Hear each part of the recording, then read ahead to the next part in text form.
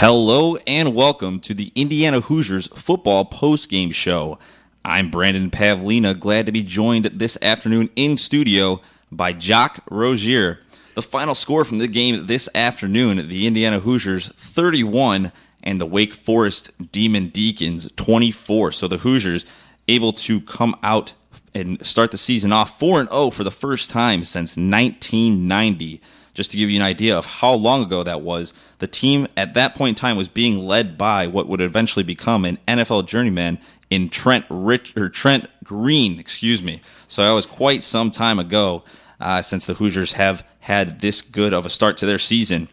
Let's open it up the conversation today. Let me ask you, Jaques, what did you see from the Hoosiers here today in an exciting game that, at times didn't seem all that exciting, but the finish definitely was having the Hoosier fans hanging on by the hanging out by their pants, hoping for the best. Well, the boys were definitely playing in some uncharted territory today, not just on the road, but pretty much playing with a lead for all the games. It's something we really hadn't seen from this Indiana club all year long.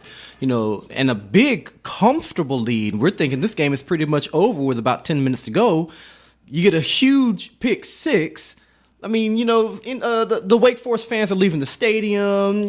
Most people in their right mind would assume that this game is over. But then, some of that late game magic that Indiana had relied on for the first 3 weeks of the season almost seemed like it was going to come back and bite them at BB&T. And, a couple of penalties here or there, a couple of bad plays. And what's going on with the onside kick? Yeah. I mean, a couple of plays, and we're talking about at the very least overtime, if not a upset win on the road. So some of those losses earlier in the season, some of those wins earlier in the season that were kind of tight going down to the wire, they may prove dividends, especially in a game like this where you have to hold on. So yeah, absolutely, a Hoosier team early on in the season, like you just said, who has had experience with some late games that have come down to the wire and really needing to step up and make some big plays when they have the opportunities, and the Hoosiers defense doing that here today.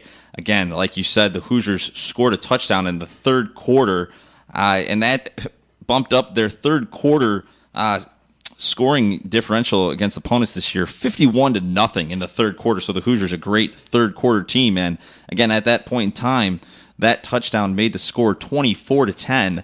And the Hoosiers able to score again in the fourth quarter by an interception returned for a touchdown by Tony Fields to put the score at 31-10. And at that point in time, like you said, it seemed like the game was well in hand. But the Wake Forest Demon Deacons never really went away as Kendall Hinton came back out. The true freshman had a 14-yard rushing touchdown. His legs really a factor here today as he scored 2 touchdowns on the ground, but scored that rushing touchdown with 6 minutes left in the game. And then with 2:33 left in the game, Hinton completed his first career touchdown pass, a 29-yard strike to Tabari Hines. They went 90 yards in 59 seconds and were only a touchdown away from tying the game when they attempted an onside kick, and Wake Forest successfully recovered the ball. And again, it led to an exciting finish in Winston-Salem, North Carolina. But the Hoosier defense, again, able to come and stand up late and really, again, make a game that was, in hand for a long time, able to hold on to it and secure the victory for the Hoosiers as the Wake Forest Demon Deacons, again, were really just fighting tooth and nail at the end there to just try to get back into the game. But the Hoosiers, this is the first time that the team has really been playing this well in quite some time. And I know, Jaques, you were looking up some stats, just kind of seeing, how long it's been since the Hoosiers have had this kind of success. Yeah, we're going to have to get this confirmed a little bit. But last I saw that Indiana was ranked number 25, September 20th, had a 7-1 record in 1994. They were still only ranked number 25. The highest I'd seen them ranked was number 7 in 1993, and they started off that year pretty well. Ended up number 21 in the polls that year, but that was 93, that was 94. That certainly was not 2 4-0 starts to the season. Yep. In addition to that, we got 675 yards on the season for Howard.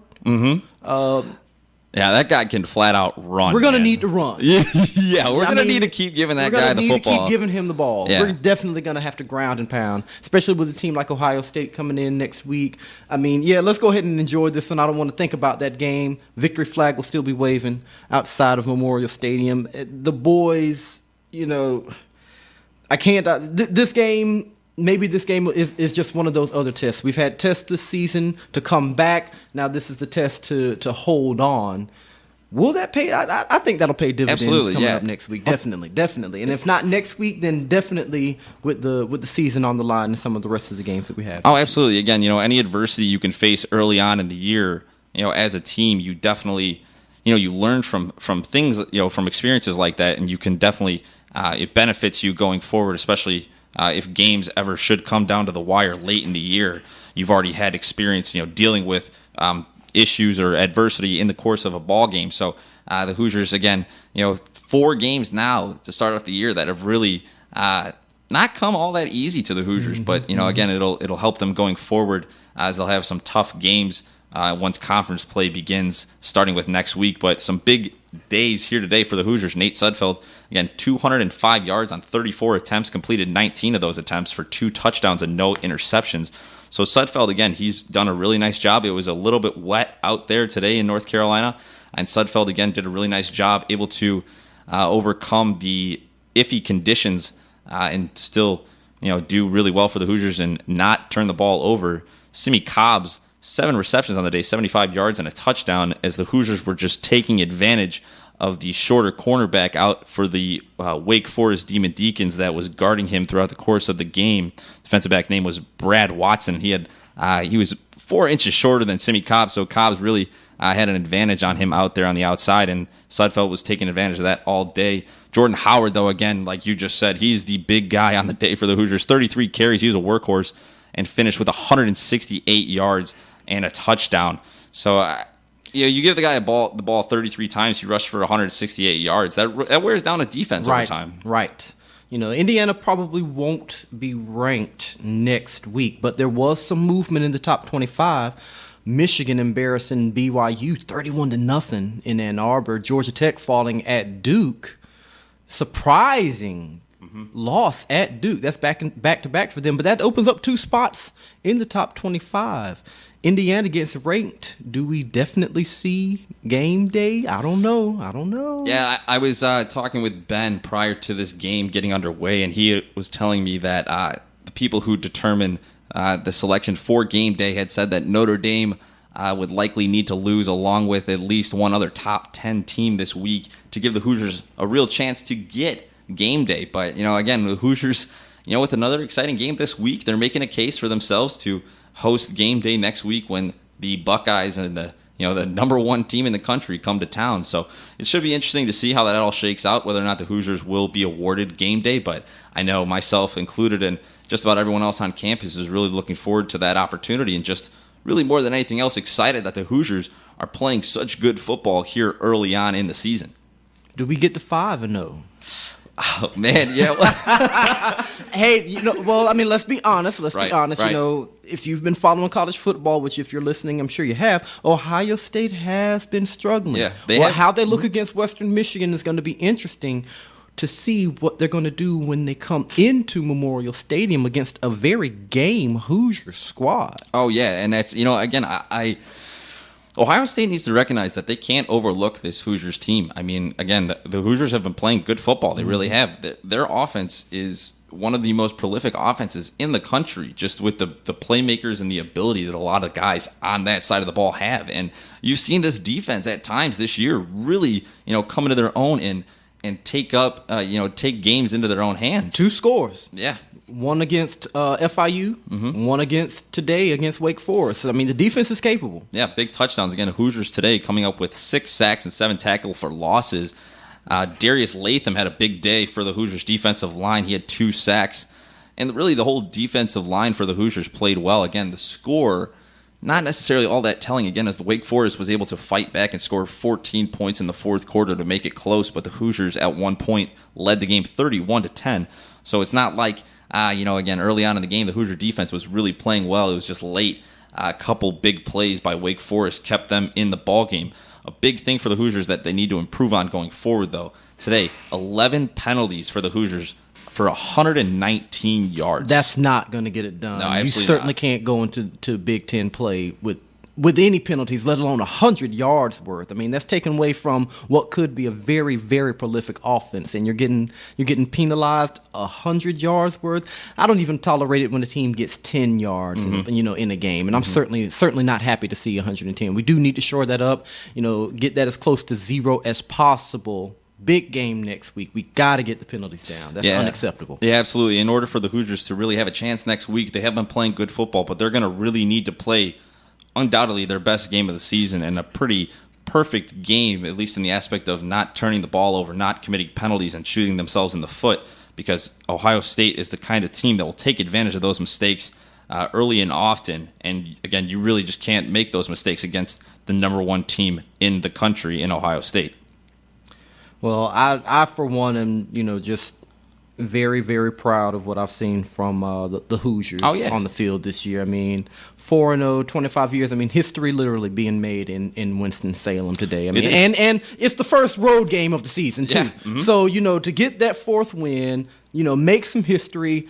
Not sure what Wilson was saying to the boys and practicing in the huddle, but apparently they went into the game, with at least a little loose. They may have finished the game tight, but they went into the game loose enough to not let the pressure of history, to not let the pressure of being on the road get to them. Granted, as the boys were saying, Sam and Kevin were saying, it wasn't that big of a crowd, at BB&T Stadium, not that many people there. So, you have to sort of take that into consideration as well. But still, it's still a road game, still the first road game of the season, and the boys were able to come out with a win. Yeah, absolutely. I like that. You're taking a note of that because, again, like you said, the first road game of the season, definitely one of the bigger tests early on in the season for the Hoosiers, and they handled it well, again, all game. Like you said, they came in loose. I was really concerned with this game in particular that the Hoosiers were going to be maybe looking ahead a little bit to Ohio State, and the fact that a lot of people had been discussing the possibility of game day.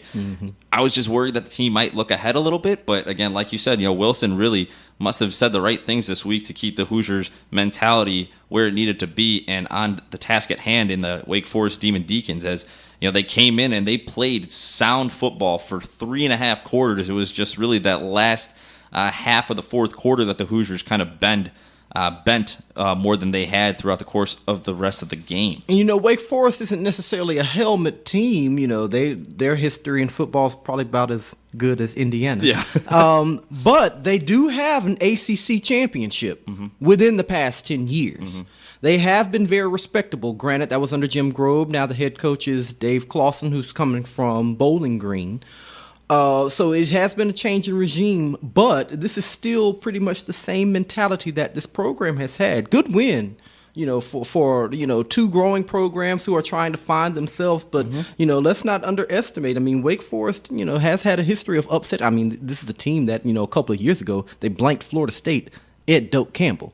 So, I mean, this was a good program win for Indiana as well. Absolutely, yeah. Again, going on the road, beating a team that, again, currently may not be, at the peak of where they have been in the past. But, again, like you said, good win, great team win, all-around performance for the whole team. Just a lot of positive things you could take away from this game for the Hoosiers. It's going to be exciting, again, like you said, history being made on campus here this year for the 2015 Hoosiers. And it's getting a conversation started.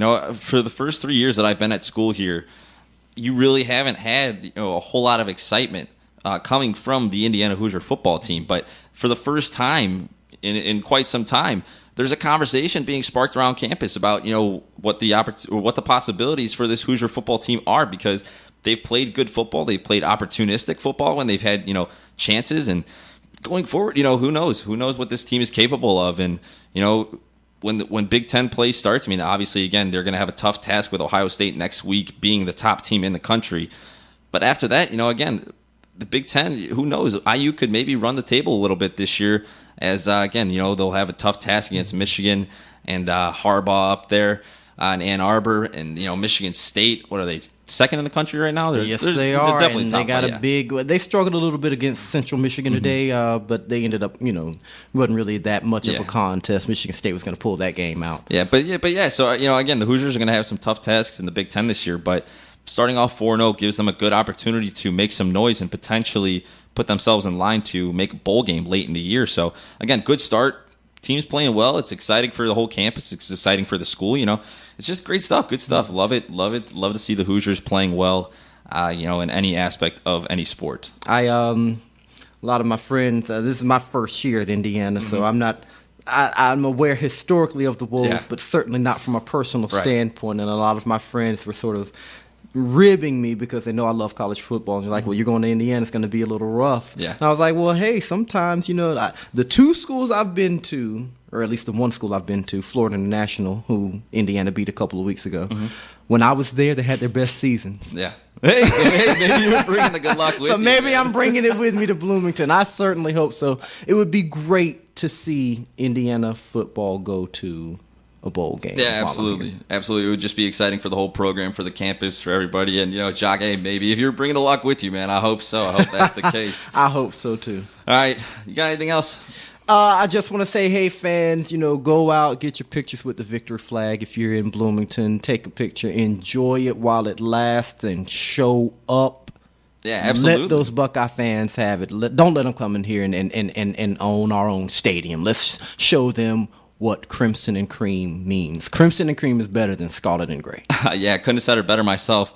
I definitely want to pack that stadium next week and make it a tough road environment for the visiting Ohio State Buckeyes. All right, that's going to do it for us here on the Indiana Hoosiers football post-game show. I'm Brandon Pavlina. Once again, glad to be joined here this afternoon by Jaques Rozier. We want to give a big thanks to Sam Rumsa and Kevin Highland, who were on the call from Winston-Salem, North Carolina for the game today. And, of course, a big thanks to all of you out there for tuning in to WIUX 99.1 FM, your home for Indiana Hoosier sports coverage. Have a great weekend, everybody.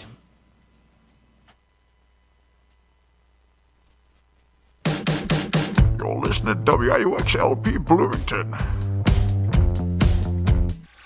And now for the featured volunteer opportunities of the City of Bloomington Volunteer Network. Growing Opportunities is a job training program of the South Central Community Action Program, and they are looking for volunteers to assist staff as they teach participants greenhouse-related job skill. Participants may include people with traumatic brain injury, mental illness, memory impairments, and physical disabilities. Experience working with people with disabilities is helpful but not required. Volunteers must be able to tolerate summer heats, occasional heavy lifting, and kneeling for extended periods. This is a new program, and volunteers will be asked to contribute their idea about how the program can continue to develop to meet its goals. A background in social work, nursing, or teaching will be helpful, but is not required. The minimum age is 18, but only 15 if you are with an adult. Discover what you're looking for at bloomingtonvolunteernetwork.org or call Bat Savage at 812-349-3472. Here's the payoff pitch. This is it! There it goes! It's out of here!